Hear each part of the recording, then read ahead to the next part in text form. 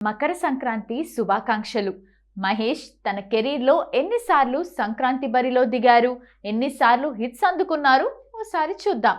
టక్కరి దొంగ కౌబాయ్ పాత్రలో మహేష్ బాబు చేసిన యాక్షన్ అడ్వెంచర్ మూవీ టక్కరి దొంగ భారీ అంచనాలతో 2002 జనవరి 12 సంక్రాంతికి రిలీజ్ అయిన ఈ మూవీ అంతగా ఆడలేదు.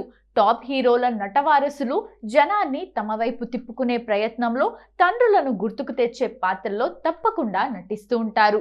తెలుగునాట తొలి కౌబాయ్ హీరోగా పేరొందిన నటశేఖర కృష్ణవారసుడు మహేష్ బాబు కూడా అదే పంతాలో పయనించారు. మహేష్ను కౌబాయ్గా చూపిస్తూ జేఎన్సీ పరాంజీ స్వీయ దర్శకత్వంలో టక్కరి దొంగ అనే ట్రెజర్ హంట్ మూవీని నిర్మించారు. పైగా ఒకప్పుడు కృష్ణ టక్కరి దొంగ చక్కని చుక్క అనే చిత్రంలో నటించారు. అందులోని టైటిల్లో సగం తన సినిమా పేరుగా చేసుకున్నారు జయంత్. అలా అభిమానులకు ఆనందం పంచుతూ 2002 జనవరి 12న సంక్రాంతి కానుకగా టక్కరి దొంగ విడుదలైంది. కృష్ణ మోసగాళ్లకు మోసగాడు లాగే ఈ చిత్రంలోనూ ఓ నిధి కోసం అన్వేషణ సాగుతుంది. ఆ సినిమాలో ఉన్న వారిని దోచేస్తూ లేని వారికి పంచే పాత్రలో కృష్ణ కనిపించారు. అదే తీరున ఇందులోనూ మహేష్ పాత్రను తీర్చిదిద్దారు.